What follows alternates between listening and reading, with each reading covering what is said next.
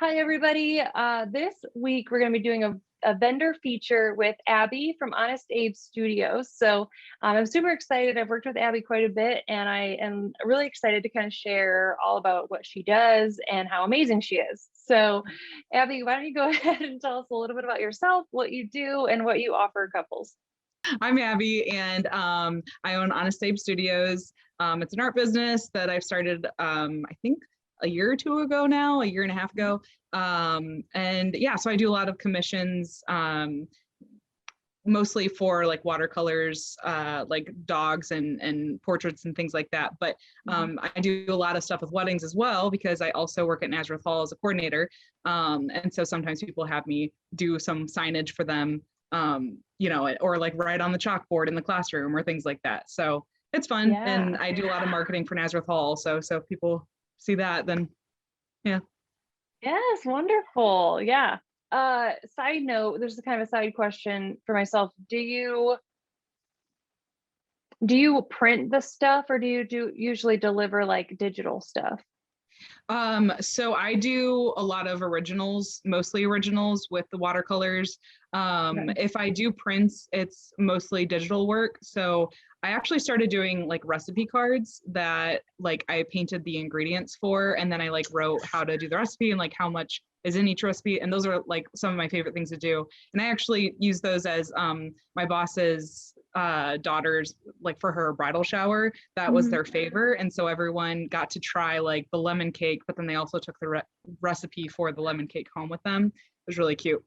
So I've been Okay, doing more that's of really those for cool. people. Yeah, I've been doing more of those for people. I definitely recommend them for wedding favors because you can print a ton of them and it's not, a super high cost, but they're like really unique. So Yeah. those are really fun. But yeah, so I do half on paper, like with watercolors, and then I'll Mhm. transfer it to digital to like write the recipe down. So it's like a mix. But yeah, most of the time it's original stuff though that I send out. Very cool. Oh, I love that. I didn't know about that. I love the recipe card idea. That's really Yeah. cool. So I just want to have I have a couple questions here. So we'll start out. So how long have you been an artist, and how long have you been doing like watercolors and stuff like that? So my mom is actually an artist. She has owned a company called Debbie's Custom Slates for my entire life. So like close to 30 years now. And so she paints on slates. And so when I was little, like there would be a mound of like rock slate in the backyard and I would just like go pick one out and then I would paint on it like whenever I wanted. So it was That's really so nice cool. because my mom would just be like, you're bored. Okay, like go to the wall of crafts and like pick something, kind of. So I had the freedom to pretty much like paint or draw whenever I wanted. And it was really cool. Um, but yeah, I didn't really find like a niche of like what I wanted to do. Like I have always liked a bunch of like little things.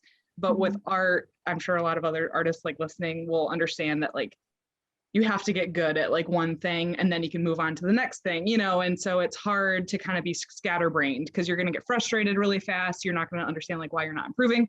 So that's kind of like where I was, where it was like, okay, I grew up with acrylics, like why don't I enjoy this more? Like, I like photography, I like watercolors, I like so many different parts of art.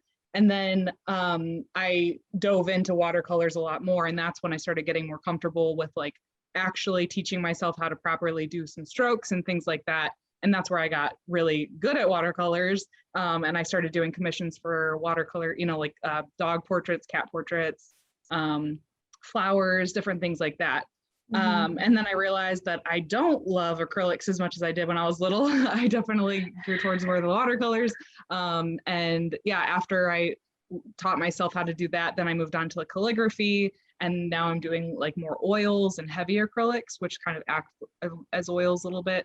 Mhm. But yeah, it's fun to kind of just like dive into the little sectors of everything. Yeah, that's really cool. How many watercolors of Cash have you done? Your dog there. So that's a good question. He was the first like dog portrait I did. Yeah. I should have had it ready. Dang it, no. But it's not very good. It's really like loose. But I tried to do like an abstract watercolor of him. That one didn't turn out well. Then yeah, so I actually did one of him on the plane going to Florida a couple weeks ago. And so that's the Nice. most recent. So 3 total. That's amazing. Yeah. I think that would be really cool. Like after a wedding to have you do like a watercolor of the bouquet or something like that. That way, I think then you kind of have that image to like frame it and be able to look back on just a picture of the flowers, That's Yeah, really cool. definitely. I haven't done that yet for somebody. I know there's like a lot of artists that I follow on social media that do that, and I think that's really cool. I would love to do that, but I haven't gotten the opportunity to yet. Yeah, no, that's awesome. So I have a question because I saw on Instagram that you did the live wedding ceremony painting. So can you tell me more about that and how that works for couples and what it was like to do that? Yeah, it was very stressful. It was for my boss's daughter who got married at Nazareth Hall last August. And so I was a little bit more comfortable doing it for them because I knew like it was just kind of part of the entertainment, and if it didn't work at the wedding, I could always take it home and fix it, which is kind of like what I did. It was a lot more work than I ever could have imagined. They're definitely like a tedious project. And I reached out to a couple people who do like paint wedding day portraits and things. And so I reached out to a couple people and asked, like, how do you set up? When do you set up? And things like that. And so they were really helpful. And so I ended up getting to Nazareth Hall around, I think it was like 2 p.m. that day. And I started painting around 3. It was super hot outside. So I found like a shady tree and then I was painting the backdrop for a couple hours prior to the ceremony. And then I kind of regret this. I would probably change it later, but for the next wedding, I would stay and paint during the ceremony, but I just felt like, because I was also the bride's friend and I was there as a guest, I was like, well, I think I don't want to make this moment about me because I just felt in the way. And so I was like, well, I'll sit with the guests. And then like after my boss was like, oh, why didn't you paint during the ceremony? That would have been so cool. And I'm like, I don't know. I just forgot. Like I felt weird. So next time I know that I need to just paint through the ceremony because it also would have bought me 30 minutes of extra painting time. And then dinner and everything, I sat with the guests, but for cocktail hour and for after dinner, I was outside painting. And then when it got dark, I had, a light on my easel so I could see in the dark. Next time I'll definitely bring bug spray to spray my canvas with because the amount of bugs that are probably underneath the paint no way. There's a lot of bugs. But yeah, it was really fun. And the guests, the amount of times people asked me if I watched Bob Ross while I, oh, did you practice by watching Bob Ross? I did actually, yes. Every night for about 3 weeks before I would watch Bob Ross. And it did help a lot. That's hilarious. Yeah, so it was fun. The guests, the more alcohol they consumed, the more fun questions they had. So that was oh, I'm sure. Yeah. I'm sure people were like just right over your shoulder, like amazed. Yeah. Which it's cool. Funny because like watching my mom paint when I was little, like people would always just like be right over her shoulder watching. And so it's like I've always like grown up with people just staring at other people while they do things. So like with painting, it doesn't really faze me that much, but I could see how it would make somebody like really shaky or things like that. But yeah, I did probably do half of the painting at the actual reception. And then I took it home because there were oils that took 2 weeks to dry. And I would say I was able to give it to the bride after like 3.5 weeks, maybe a month. So that's so cool. I really love that. I think that is just such a fun feature to have a live painted image of your wedding day. Like how cool. So growing up, I would mostly do acrylics and then I would also do graphite drawings. And I was always like on the realism side of things. It's really hard for me to lose that control and get more loose with my stuff. So that's why I think I like watercolors because I can do more loose things. So with the oils and with palette knives and things like that. And then for the ceremony, I had to put myself in the, like, it can't be perfect. Like it can't look real, like, and just like forcing myself to like loosely do it. And that's how it looks the best, I think. But my mind doesn't go there very easily. So I think I need to practice before I do a reception. But for the ceremony, it's really fun just to kind of like loosely do like the back of people's heads and like the details of the arch and things like that, and the flowers that are at the wedding. So it That was is really fun.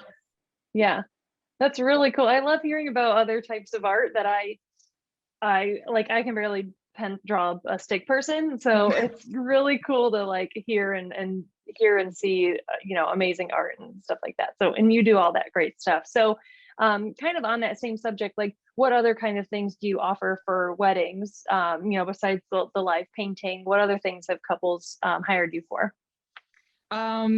Definitely ceremony signage, or welcome signs in general, where they can put it at the ceremony and then take it to the reception, kind of use, double duty out of it.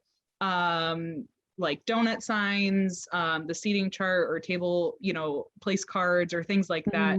That's, I think, what people want the most done professionally. But yeah, sky's the limit with stuff. I actually I packaged it already, otherwise I would show you, but a friend of mine in Kentucky, her brother's getting married, so she had me do their 2 dogs, and then with like little bow ties on them, and it's on like an 11 by 14 piece of paper, and so the dogs are really tiny, and then it says the wedding date, and that's the guest book, so people are going to sign all around it.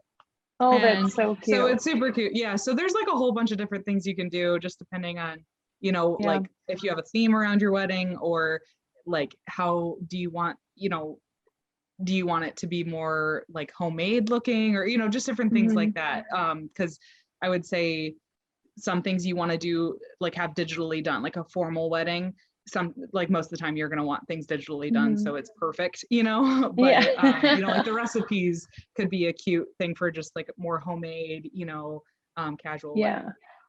No, I think that's awesome. I love all this stuff. Well, we'll do one more question. If someone was going to do like a DIY wedding, what do you suggest that they commission versus like maybe try to do themselves? Yeah, so being a coordinator at Nazareth Hall, I hear a lot of people say like, well, I'll just do that, and a lot of people can, depending on, if they grew up crafting, or if they do have like an artsy side to them, they can definitely get all of it done.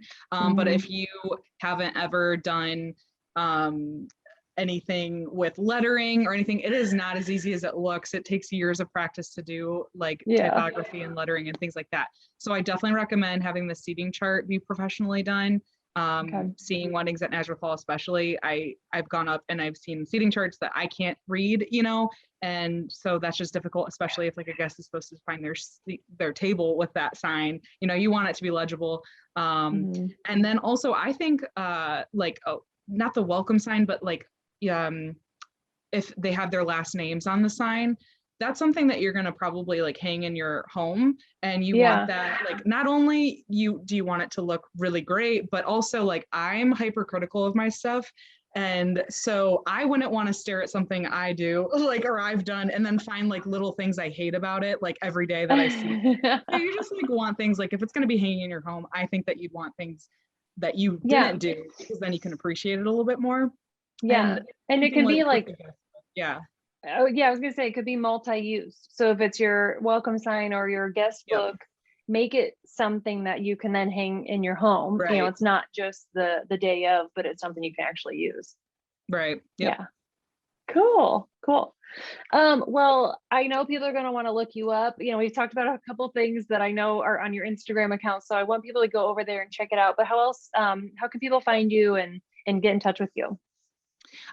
So my Instagram is probably the number one place, but my website has a bunch of things that I offer and pricing on there. I need to update it with like specific wedding pricing. That's kind of with whatever you are wanting or what your budget is. Like, I'm going to work with you on that. So some of that's kind of just like a base by base, or case by case basis. But the website is just honestabestudios.com. I don't have a Facebook page yet. Hopefully I'll get that up and running soon, but Instagram seems to be working pretty well. So yeah. So people can just message you and kind of talk about what they're looking for, and you guys can take it from there.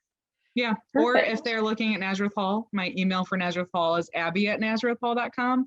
And so like if they are having their wedding at Nazareth Hall and they want to ask, I could also just email them through that email about their artwork as well. Yeah, perfect.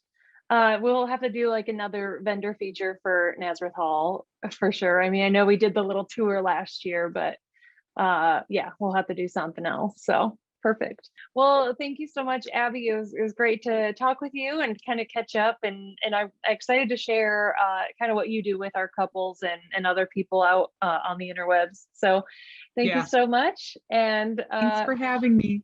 yes, we'll talk to you soon.